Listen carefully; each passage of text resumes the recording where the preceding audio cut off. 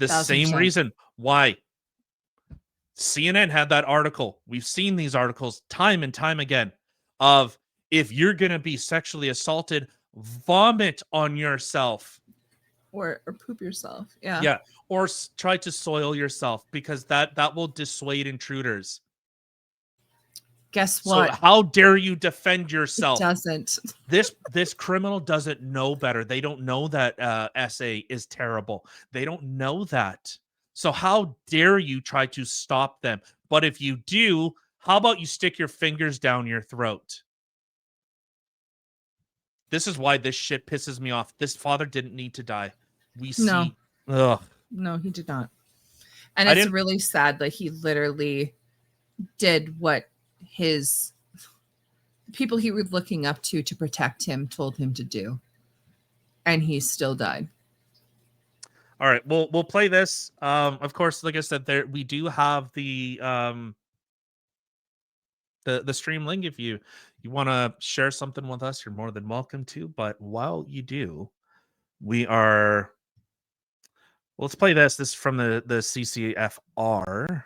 Tourism is real, and it's coming back with the darkness, the shorter days. Every fall when it starts to get darker earlier, criminals from all over the world, they literally fly here for the sole purpose of committing crimes. They take advantage of our lax Canadian laws and our Canadian lifestyle in general, and they disappear back to their home country in the spring. Latin American theft groups and Eastern European theft groups enter Canada shortly after the daylight savings ends in the fall and return home to their countries in the spring after they've committed crime. This isn't a conspiracy. Cool. These chiefs and politicians from right across the country, they are very well aware of this. Every single one of these individuals arrived in York Region from outside the borders of Canada. And we believe their sole purpose for coming here was to commit crime for profit. Here's how it works. Organized crime groups, they target quiet residential neighborhoods in the evening, usually between 6 p.m. and 10 p.m., right when most people are out for dinner or running errands, shopping or taking the kids to sports. And these criminals are not amateurs either. They use technology to their advantage. Some of them use signal jammers to block alarms and disable Wi-Fi based security cameras, which you may have installed around your home or your business. So you invest thousands of dollars to protect your home. You're doing all the right things to keep you safe, your family safe, and some lowlife has the ability to just disable them like that. And here's what really gets to me. These devices, they're illegal for you to own. You could get in trouble for having one, but just like illegal firearms, that doesn't stop the criminals from getting them and using this technology for their advantage. Signal jammers are generally used to defeat wireless cameras, it defeats radios, it defeats cell phones. It dampens that area. So a lot of the cameras that are set up by residents, it'll defeat that. Look, the police are doing all they can. They're just as frustrated with the system as everybody else. The systems that continue to fail Canadians. Canada is soft on crime. Everybody knows it. I'll put it like this. If the suspects are caught and they stay in the country, like in prison, taxpayers foot the bill. If they're forced to go back to their home country, then there's almost no punishment for them at all. They get away with it because they were going to return home anyway. They get a free flight home. Either way, the taxpayers foot the bill and nothing stops them from coming back next year. It's our revolving door that nobody seems to fix. Actions have to have some consequences. These are organized, targeted crimes against Canadians. And as usual, the victims are left picking up the pieces. I've seen 100%. I'm just going to say, just small note. Do you think when he did this video, he was like, how can I look the most Canadian? I'm going to wear flannel and the Canadian tuxedo all at the same time. Sorry. The handsome son of a bitch. Right. God damn it. Yeah. So seeing this, they know.